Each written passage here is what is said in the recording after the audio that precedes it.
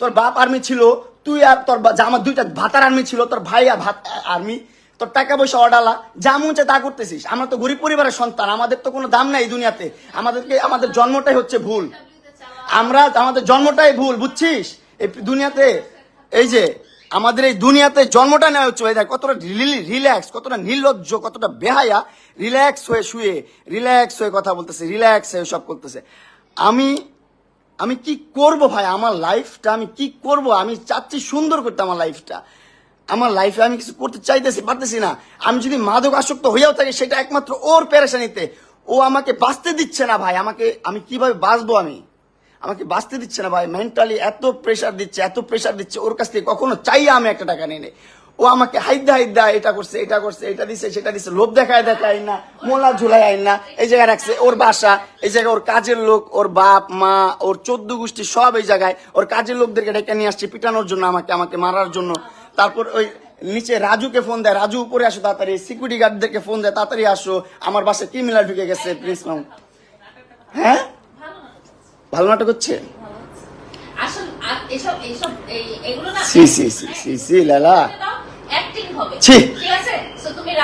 তোমার মতন জঘন্য নিকৃষ্ট ভিতর খারাপ মানুষ আমি জীবনও দেখি নাই। তোমার কাছ থেকে আমি রিলিফ চাই। তুমি কেন মামলাগুলো তুলবা না? অনলাইনে বলে মামলাগুলো তুলে দিচ্ছি আমি, এটা হয় না সেটা হয় না, সবকিছু ঠিকঠাক।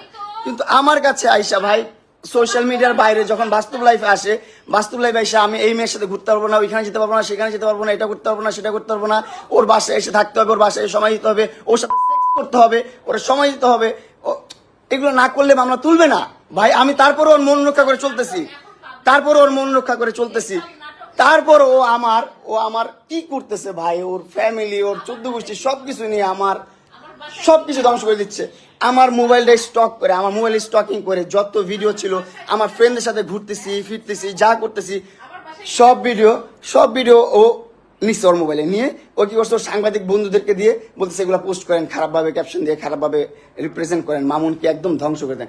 ওরে অনলাইনে নিয়ে আসছি আমি, ওরে অনলাইন চিনাইছি আমি, ওরে ভিডিও করাইছি আমি, ওর ভিডিওতে আনাইছি আমি, ওরে কন্টেন্ট করা শিখাইছি আমি, ওরে ইনফ্লুয়েন্সার বানাইছি আমি। এখন আমার বিরুদ্ধে কন্টেন্ট করে, আমাকে ধ্বংস করার জন্য কন্টেন্ট করে, বুঝছো? হ্যাঁ, প্রাইভেসি তুমি আনছো কেন তোমার বাসায়? আমার বাসায় ঢুকতে না দিলে তুমি ঢুকতে পারবা? তুমি ঢুকতে পারছো আমার বাসায় কখনো? আমার বাসায় কখনো ঢুকতে পারছো তুমি? আমার বাসায় কখনো ঢুকতে পারছো তুমি? জি না, তুমি আনছো আমাকে মামলার জোর দিয়ে আনছো তুমি আমাকে মামলার জোর দিয়ে। বলো, কথা বলো, তোমাকে আমি সমস্যা নাই, তুমি তো রাইট দেখে সুন্দর করে বসছো কথা বলার জন্য, বলো, আমি কথার উত্তর দিব, সমস্যা নাই, বলো তো, আমি তোমার কথা উত্তর দিব। তুমি তোমার বেডরুমে আনছো, তোমার বেডরুমে অ্যাক্সেস, হ্যাঁ, তোমার বেডরুমে ঘুম পাড়াইছো আমাকে সারা রাত, তুমি আমাকে অবশ্যই। জি না, আমি যদি না চাই, এই দেখেন একটা পরিবেশ কখনো কি এরকম থাকে, ও আর আমি থাকবো কখনো, থাকবো যদি ও অ্যাক্সেস না দেয়, আমি ওর বাসায় কিভাবে ঢুকবো? ও অ্যাক্সেস দিছে বলে তো।